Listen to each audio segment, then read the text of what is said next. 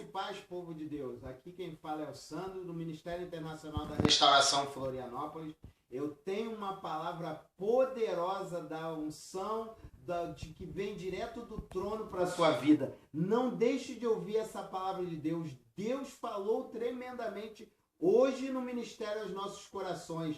É uma palavra tremenda para a sua vida. Deus vai fazer algo, vai transformar a tua vida. Shalom!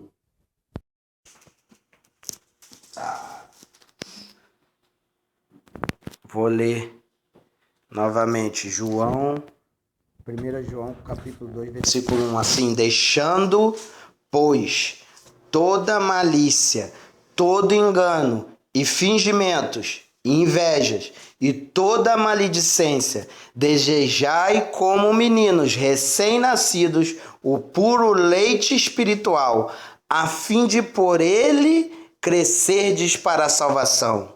Se é que já provaste que o Senhor é bom, e que chegando-vos para ele, pedra viva, rejeitada, na verdade, pelos homens, mas para com Deus eleita e preciosa.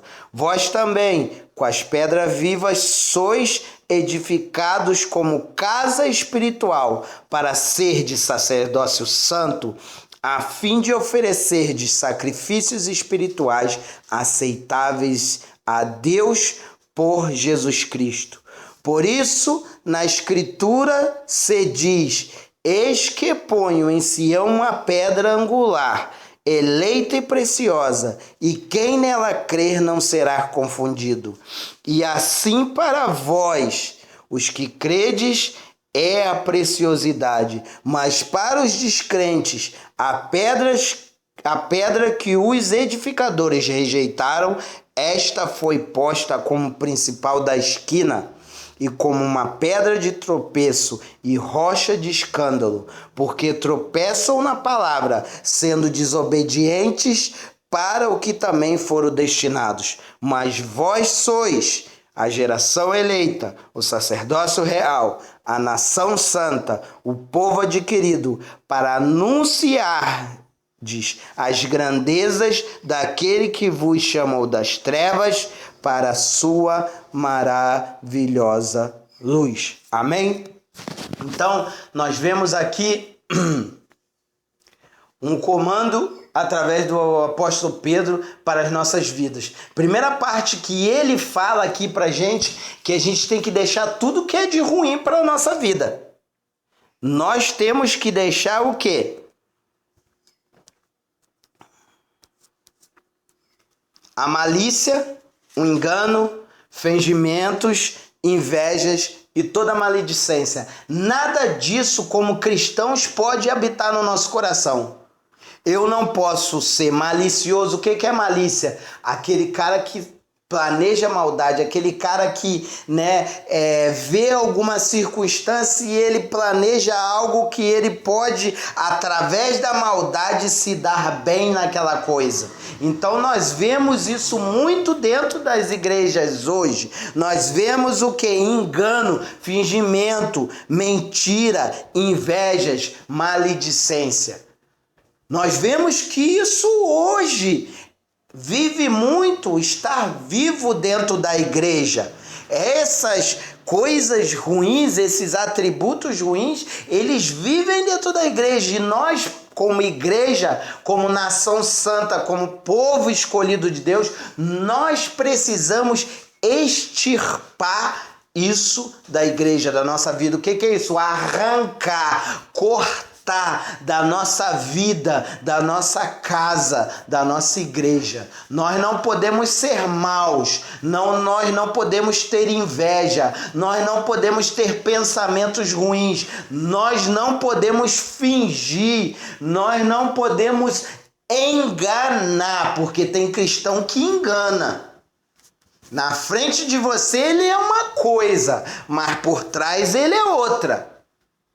Na frente das pessoas, às vezes dos pais, na frente do pastor, na frente da liderança, na frente dos irmãos cristãos, às vezes a pessoa é o maior santarrão do mundo, fala em línguas, fala a palavra de Deus, mas quando vira as costas, Até o diabo corre dele. Por quê? Porque é uma pessoa enganosa.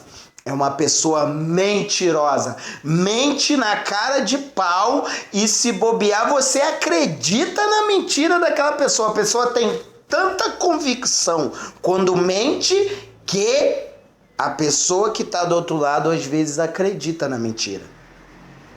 Então essas coisas, elas não podem habitar. Como fala a primeira palavra, deixando. Se isso habita na nossa vida, a primeira coisa que a gente precisa fazer é deixar isso. Se eu mentir, eu não posso mentir mais. Se eu engano, eu não posso enganar mais. Se eu fingir, eu não posso fingir mais. Se eu tinha malícia, eu não posso ter mais. Se eu tinha inveja, eu não posso ter mais.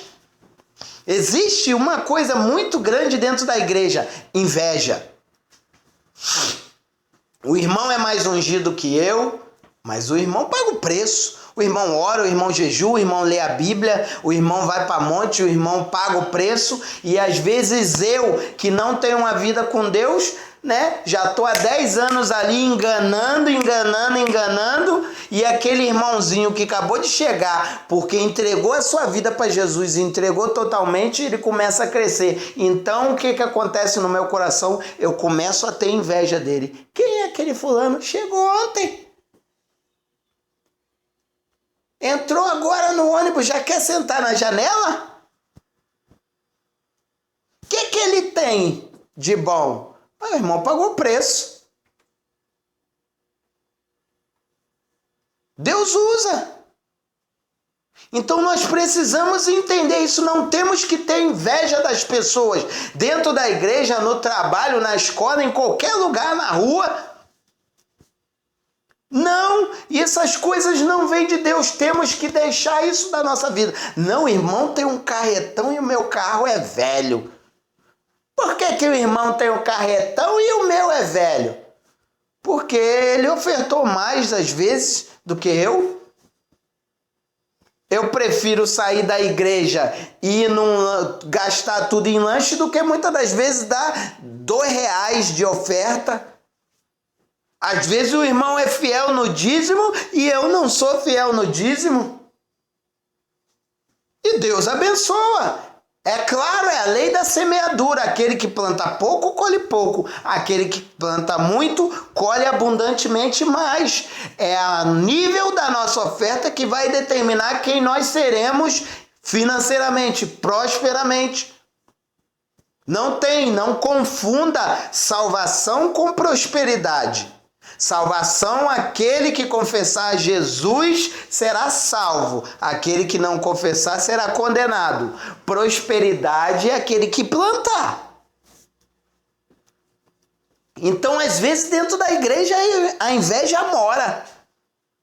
Às vezes dentro de um lar, um inveja do irmão, às vezes acha que o irmão é mais bem tratado do que o outro e vice-versa, ou então o pai ou a mãe prefere um do que prefere o outro e acaba gerando no coração uma inveja. Isso não é de Deus.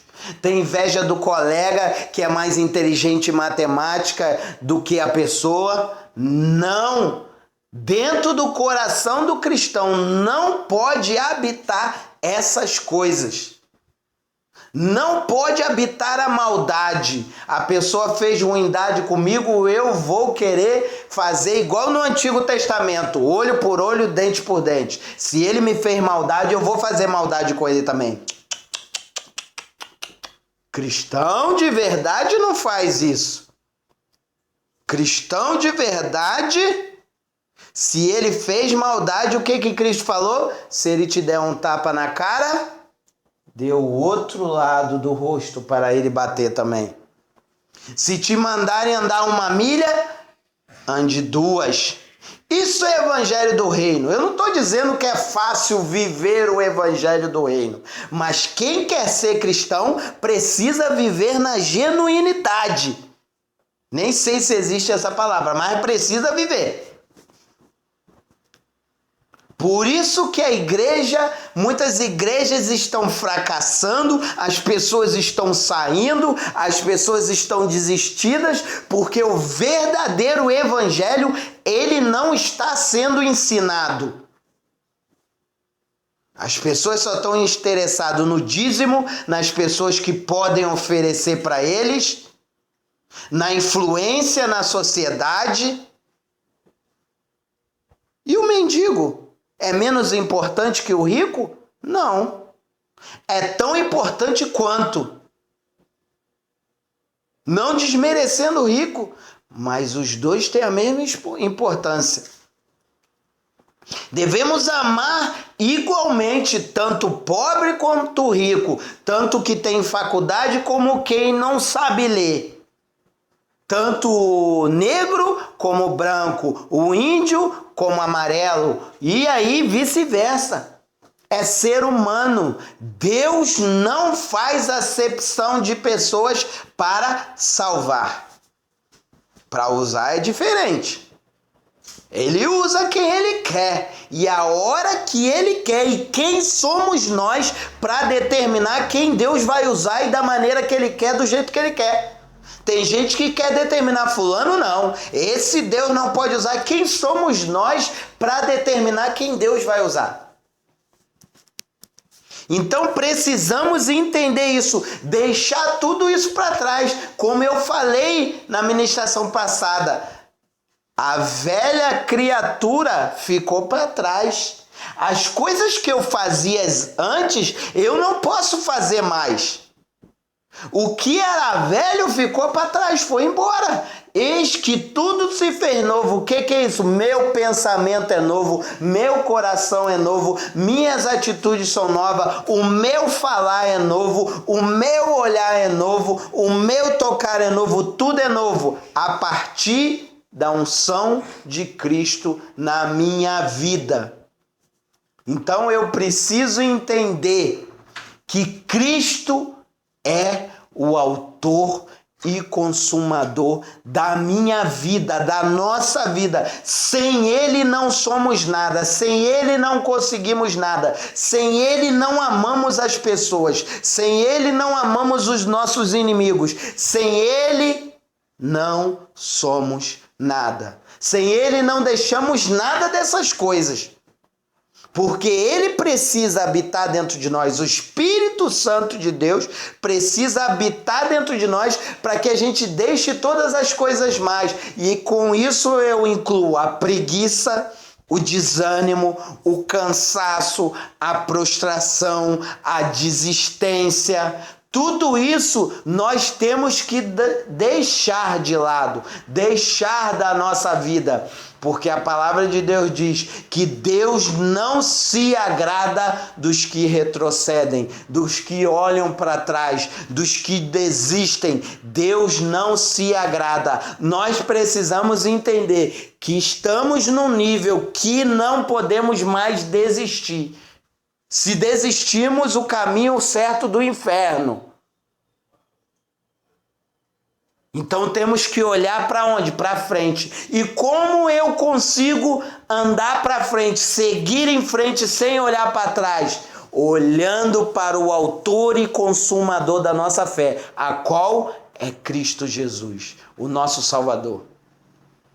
É isso que me fortalece. Então, muitas pessoas passam por dificuldades, passam por problemas, passam por tribulações, porque não olham para o autor e consumador da fé, olham para outras coisas, olham para os problemas, para as tribulações, e esquece muitas das vezes que Deus está guardando aquela vida, está protegendo, está zelando por aquela vida. E nós somos tendenciosos a olhar para os lados, a olharmos para as circunstâncias. É mais fácil eu olhar para o problema, que muitas das vezes pode ser grande, mas o meu Deus é maior do que qualquer problema meu. É isso que precisa estar dentro do meu coração. Tribulações eu vou passar, problemas eu vou passar, dificuldades eu vou passar, mas o Deus a qual eu tenho crido suprirá todas as minhas, necessidades. É isso que eu preciso entender. É isso que nós como cristãos precisamos entender. E nós temos que batalhar todos os dias para que as más vontades saiam das nossas vidas. É uma batalha diária. Todo dia, quando eu acordo, eu tenho que pedir para o meu eu, o interior, o Adão pecaminoso que há dentro de mim, morra e o Adão santo, que é Cristo, ressuscite em minha vida. Então nós precisamos observar isso da nossa vida. Saber isso, né? E aí o versículo 2, vê aí o versículo 2, abre para vocês verem. Diz assim, ó: desejai como meninos recém-nascidos o puro leite espiritual, a fim de por ele crescerdes para a salvação. O que é esse leite puro? Como meninos. Se você é um recém-nascido, você não der leite para ele, o que vai acontecer com ele? Vai morrer. Vai morrer de fome. Então, esse leite puro aqui, espiritual, é a palavra de Deus. Então, nós tenhamos que ser como crianças para desejarmos o leite. Qual é esse leite? A palavra de Deus. Isso aqui, ó, é o nosso alimento. Sem ela nós morremos. Sem ela não há como sobreviver. Se não lemos a palavra de Deus, nós somos mortos-vivos, como nos filmes.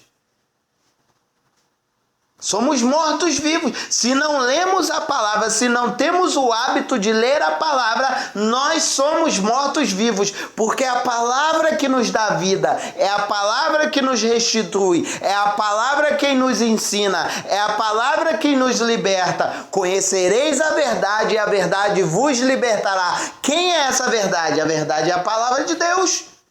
Então, assim como crianças, temos que desejar ler a palavra, temos que ter vontade de ler, anseio por ler a palavra de Deus, não outras coisas, não que seja proibido ler outros livros, não que seja proibido pegar outros livros que dão gancho na Bíblia, não, mas o nosso principal tem que ser a palavra de Deus. Se a gente não lê, estamos errados. De uma vez por todas, temos que entender isso. Temos que brigar, esmurrar a nossa carne para que a gente possa ler o livro da vida, qual é a Bíblia. Como criança que deseja o leite, assim temos que ser pela palavra de Deus. Porque senão não adianta. Não adianta. O caminho daqueles que não leem a Bíblia é o fracasso eterno. Como eu já vi pessoas falarem, Davi na cova dos leões. Para uma pessoa falar que Davi foi para a cova dos leões, é porque não conhece Bíblia. É porque não lê a Bíblia. Então precisamos praticar. Não existe mais nada tão poderoso quanto ler a Bíblia. Não existe mais nada edificante do que ler a Bíblia. Não existe mais nada profundo, uma história mais linda do que ler a Bíblia. Não existe, pode pegar todos os livros do mundo. Nada é mais profundo, nada é mais atual, nada é mais interessante do que a Bíblia de Deus. E nada é mais vivo que a palavra de Deus. É isso que precisamos entender. Devemos ter amor, devemos ter zelo, devemos ter cuidado com a palavra de Deus. Ali está a salvação da minha vida. Como diz o versículo, a palavra final: por ele crescerdes para salvação. Não há salvação sem a Bíblia. Por quê? Para conhecer o Jesus, eu preciso conhecer a Bíblia. Para conhecer o que ele fez por mim, eu preciso conhecer a Bíblia. Para saber o que ele tem para mim, eu preciso conhecer a Bíblia. Para saber para onde eu vou, se eu estiver com ele, eu preciso conhecer a Bíblia. Para saber para onde eu vou, se eu não estiver com ele, eu preciso conhecer a Bíblia. Então, a Bíblia é o nosso manual de sobrevivência. Aquele que não lê a Bíblia está fadado ao fracasso. Não vai conhecer Deus, não vai conhecer os seus propósitos, não vai entender a mente de Deus, não vai entender o coração de Deus, não vai entender o que Deus tem para a nossa vida. Se é que já provastes ao Senhor, chegando-vos para ele pedra viva, a qual foi rejeitada. Que pedra viva é esse? É Jesus. Essa pedra é que nos traz a salvação. E aqueles que não reconhecem essa pedra, como os judeus que crucificaram Jesus, eles tropeçam nela. E o tropeçar leva para a perdição. Nós precisamos entender isso, que nós, assim como Cristo e através de Cristo, somos pedras vivas, que somos edificados como casa espiritual para sermos sacerdócio santo. O que é isso? A minha vida precisa ser um sacerdócio a Deus. A minha vida precisa ser um perfeito louvor a Deus. A minha vida tem que ser um testemunho que alegre o coração de Deus e não entristeça. A minha vida tem que transmitir a glória de Deus para as outras pessoas. Senão está algo errado. Senão eu preciso repensar onde foi que eu errei e voltar onde que eu errei para que possa consertar, para que a minha vida se torne um sacerdócio santo. Sacerdócio é aquele que é dedicado a Deus. Eu preciso me dedicar a Deus. Eu preciso amar a Deus. Eu preciso entregar a minha vida totalmente a Deus, como sacerdócio santo, puro, agradável a Deus, para que Deus se alegre com a minha vida, com as minhas atitudes, com o meu dia a dia, com o meu caminhar, com o meu falar, com o meu olhar, com o meu pensar, em toda a minha maneira de agir, de pensar, de falar, eu preciso honrar a Deus como sacerdócio santo, como pessoa escolhida de Deus.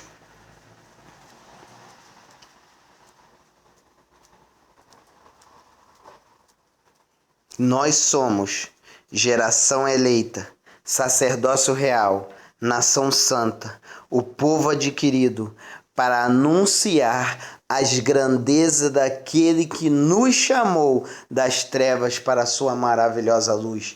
Então o que é isso? Deus nos chamou. Nós temos um compromisso com Deus. Nós temos uma responsabilidade.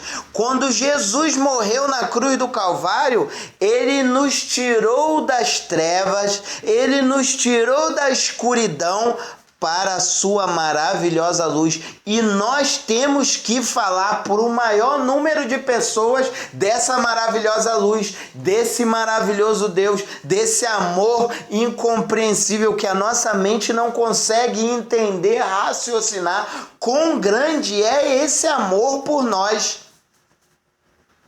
Então nós temos uma obrigação como sacerdócio santo, como povo escolhido, como geração eleita, falar desse amor para as pessoas e ser o exemplo, ser o sacerdócio. Por isso que nós temos que nos vigiar todo momento, todas as situações, com quem andamos, com quem falamos, o jeito que falamos, o jeito que andamos, o jeito que pensamos. As nossas atitudes precisam determinar quem nós somos. E não dá uma dúvida das pessoas acharem, será que ele é cristão? Será que ele não é cristão? Será que ela é cristã? Será que ela não é cristão? Então, as nossas atitudes não podem deixar em dúvida as pessoas. A glória de Deus tem que irradiar elas, e elas só em olharem para os nossos olhos, elas precisam ver e sentir a presença do Espírito Santo na nossa vida. Por quê? Porque temos um chamado, somos sacerdócio real. O que é isso? Temos uma linhagem. Qual é essa linhagem? Descendemos de Jesus, somos enxertados, como eu falei na pregação passada, como na videira. Nós somos o ramo que não tínhamos direito e fomos enxertados na videira que é Cristo Jesus. Nós não tínhamos direito à salvação. O nosso destino era o inferno. Nosso destino era a destruição, a perdição, a morte eterna. Mas Cristo, com grande amor, morreu por nós e nos enxertou na videira verdadeira. Qual é Ele? Então nós temos uma obrigação com Cristo, nós temos uma dívida a pagar com Cristo de sangue. A Maria Eduarda, a Sheila, o Daniel, o Sandro, todos aqueles que definem-se como cristãos têm uma dívida com Cristo a pagar, uma dívida de sangue, uma dívida de gratidão. Por quê? Porque Ele morreu por nós. E nós precisamos entender isso de uma vez por todas, que a nossa vida precisa ser um perfeito louvor e adoração a Deus. Nós temos essa obrigação de sermos um instrumento nas mãos de Deus para que a glória dele alcance as pessoas, alcance os perdidos. Se não quisermos isso, a resposta é prática. O destino é o inferno. Mas como ninguém quer ir para o inferno, devemos pagar um preço. Mas não pagar um preço porque eu não quero ir para o inferno, mas pagar um preço porque Cristo se deu por mim e eu tenho uma dívida com Ele. Eu tenho uma obrigação com Cristo.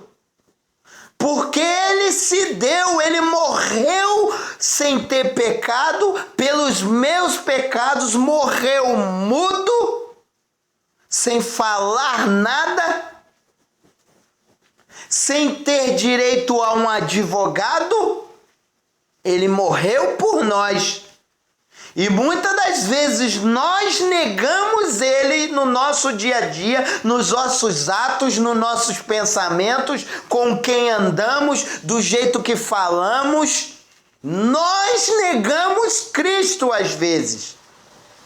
E precisamos nos arrepender e de uma vez por todas, como eu tenho falado sempre, tomar uma atitude de igreja verdadeiramente genuína, santa, pura, imaculada, sem mancha, sem ruga, sem mácula, e tomar a atitude de verdadeiros cristãos e fazer a vontade de Deus, porque senão seremos igual muitas igrejas aí, muitas pessoas aí têm jogado o nome de Cristo no lixo, na podridão, no esgoto.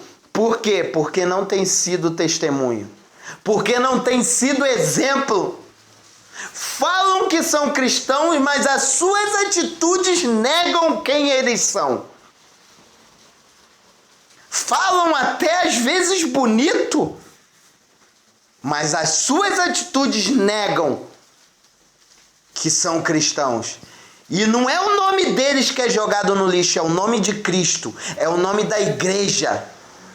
E temos uma responsabilidade com isso, porque muitas pessoas estão indo para o inferno por causa dos falsos testemunhos, por causa das hipocrisias dentro da igreja, por causa das pessoas que dizem que são e não são, por causa das pessoas que falam que fazem, mas não fazem. Nós, como igreja genuína que somos, amém? Amém?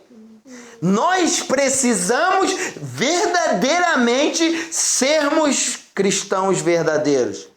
Senão seremos como os outros qualquer.